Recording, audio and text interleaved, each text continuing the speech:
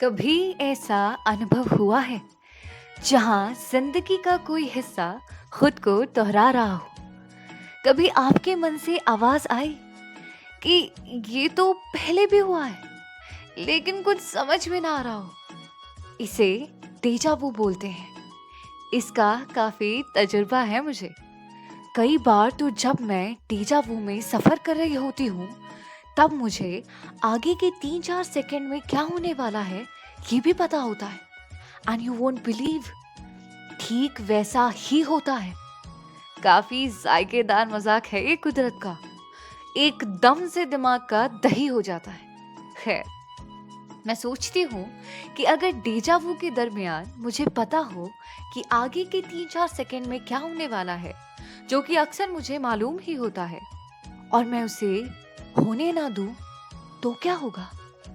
मैं हमेशा से ही डेजा वू को छेड़ना चाहती थी, लेकिन कामयाब ना हो सकी। बजाय एक दिन के 24 दिसंबर 2019 को मेरा सपना मुकम्मल हो गया फाइनली। मैं एक डाइवोर्सी हूँ जिसका एक टुन्नू उर्फ 4 ईयर ओल्ड बेबी है।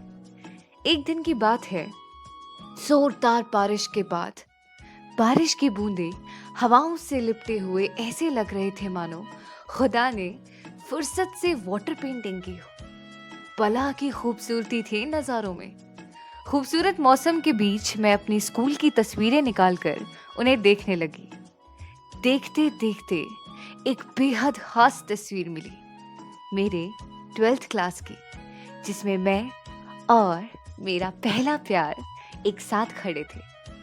इस तस्वीर को देखते ही ऐसा लगा मानो वो बारिश की बूंदें मेरी आंखों में आ बैठ गई हो। पीछे से मेरे बेटे ने चिल्लाया, मम्मा कहाँ हो? और और अचानक से मुझे महसूस हुआ ऐसा पहले भी हुआ है। अब मैं इस फोटो को टर्न करूंगी और पीछे लिखे डेट को देखूंगी। हाँ, ये डेजा वू ही था। मैंने तमाम ख्यालों को परे रखा और अपनी निगाहों को केवल एक ही मुकाम पर टिका लिया कि कुछ भी हो जाए, आज जो होने वाला है उसे होने नहीं देना है। इस बार तो डेजा वू को छेड़ना है, और आखिर वो छिड़ ही गया। मैंने फोटो टर्न ही नहीं की, जो होने वाला था उसे होने ही नहीं दिया। एकदम से सन्नाटा पसर गया। आंखें बंद हुई। 4 पल की खामोशी के बाद रफ्ता रफ्ता मैंने अपनी आंखें खोली। पीछे से आवाज आई, सना स्कूल नहीं जाना, लेट हो रही हो तुम। मैंने झटके से अपना सिर पीछे घुमाया और मेरी जुल्फें उड़ती हुई मेरे चेहरे पे बिखर गई। कसम से कुछ समझ नहीं आ रहा था। मेरा मुंह खुला का खुला रह गया अपने घर को देखकर। कसौली वाला घर। तभी मेरी मम्मी सामने आए। OMG, इतने यंग मम्मा। मम्मी ने चुटकी बजाते हुए बोला, कहाँ ध्यान है मैडम, स्कूल नहीं जाना? मैंने लड़खड़ाते हुए हाँ बोला और मिरर ढूंढने लगी। और जब खुद को देखा तो उफ, ऐसा लगा मानो जाम में घोलकर ये खूबसूरती खुदा ने मुझे पिला दी हो।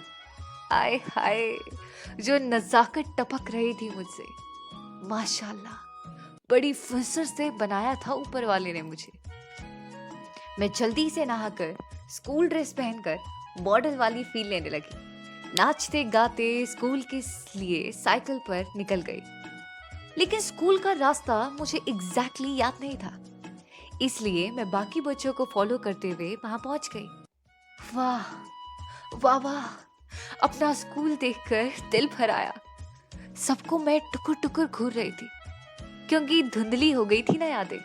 बट सही में मजा बड़ा आ रहा था। हम क्लास में बैठ गए और फिर एक न्यू एडमिशन आया। सब कुछ स्लो मोशन में हो चला। सभी लड़कियों के मुंह से निकला, आ, सर बोले, बिहेव गर्ल्स। तो बच्चों, ये है समर। मैं चिल्लाई। सारे बच्चों की गर्दन एक साथ मेरी तरफ मुड़ी। सर बोले, आपको कैसे पता? आप दोनों एक दूसरे को जानते हैं? समर ने बोला, नो सर। और मैं शर्माती हुई बोली, मैंने तो बस गेस किया। सभी हंसने लगे। वो एक्चुअली में सबका नाम भूल सकती थी, पर इसका नेवर। वो भी मुस्कुराया। उसके मुस्कुराते ही मेरी सारी एम्बैरेसमेंट गायब। And do you know the best part, वो मेरे पास आकर बैठा। मेरा सिर तो ब्लैक बोर्ड की तरफ ही था, किंतु परंतु मेरे प्यूपल्स एक्सट्रीम लेफ्ट में खिसक कर उसे घूर रहे थे, और वो ये देखकर और भी ज्यादा मुस्कुरा रहा था, और मैं और भी ज्यादा पिघलती जा रही थी। कुछ देर बाद स्कूल की छुट्टी हो गई और मैं साइकिल से घर की ओर निकल पड़ी। ब्रिज पे जाकर मेरी साइकिल की चेन उतर गई, लेकिन लकीली पीछे से समर अपनी साइकिल पे आ रहा था। उसने मुझे साइकिल की चेन ठीक करते देखा तो हेल्प करने आ गया। मेरे गाल सुर्ख गुलाबी हो गए थे। उसने साइकिल ठीक कर दी, और कमाल की बात तो ये थी कि हमारा रूट भी सेम ही था। मेरी आंखों को उसकी आदत होती चली गई और उसके कानों को मेरी बातों की। पूरे स्कूल की लड़कियां जलती थी मुझसे।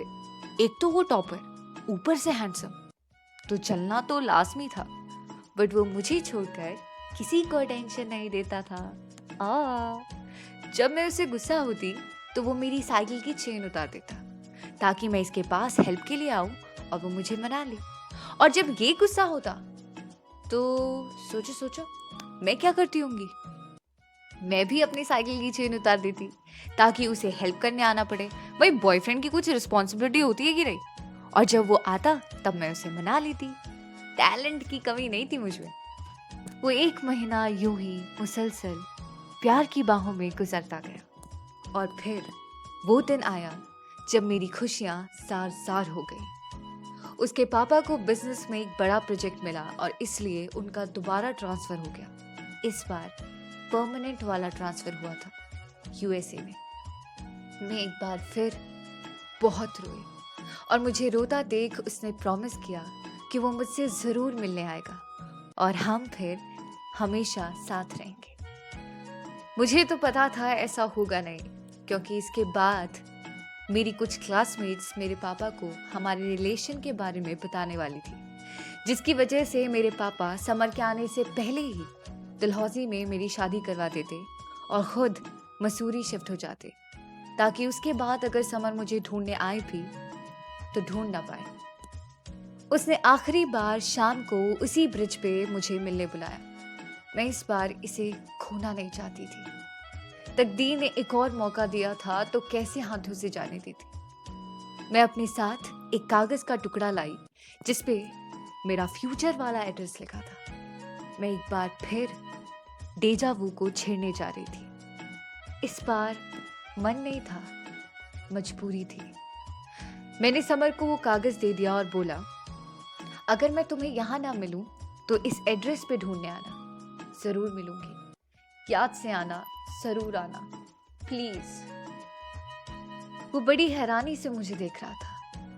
मुझे परेशान देख उसने मुझे हक करके बोला, ओके बॉस। एकदम से सन्नाटा पसर गया। आंखें बंद हुई।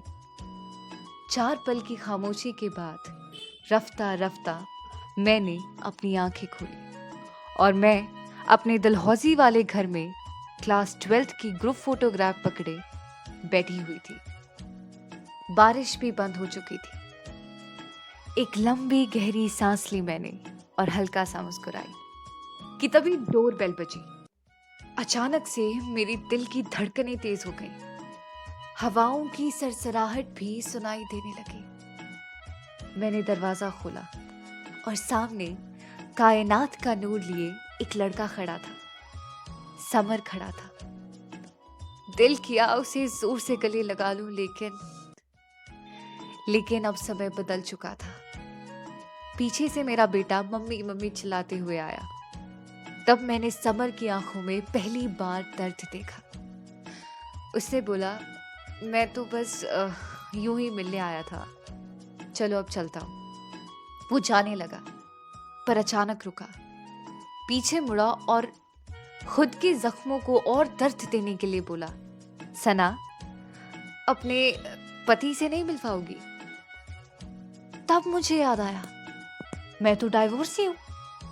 मैं खुशी से चिल्लाई, अरे हाँ, मैं तो डाइवोर्सी हूँ। फिर काहे को शर्माना? फिर कैसी रिस्ट्रिक्शंस? समर और मेरा बेटा मुझे अजीब तरीके से घूर रहे थे। I felt a little awkward, but summer भी फिर जोर से हंसा और बोला, तो चलो फिर शादी करते हैं। हमने कोर्ट मैरिज कर ली। घर आकर समर ने बोला, पता नहीं क्यों मुझे इस एड्रेस के बारे में याद नहीं आई, जबकि मैं तुमसे इतना प्यार करता हूँ। फिर मैं इतनी इम्पोर्टेंट बात कैसे भूल सकता हूँ? I am guilty. सॉरी सना, मैं इतना लेट हो गया। मैं मन ही मन मुस्कुराई और सोचने लगी, हाय मेरा डेजा वू वाला बॉयफ्रेंड, माफ किया। और इस तरह एक राजा, रानी और राजकुमार खुशी खुशी हमेशा हमेशा साथ साथ रहने लगे। Happy ending.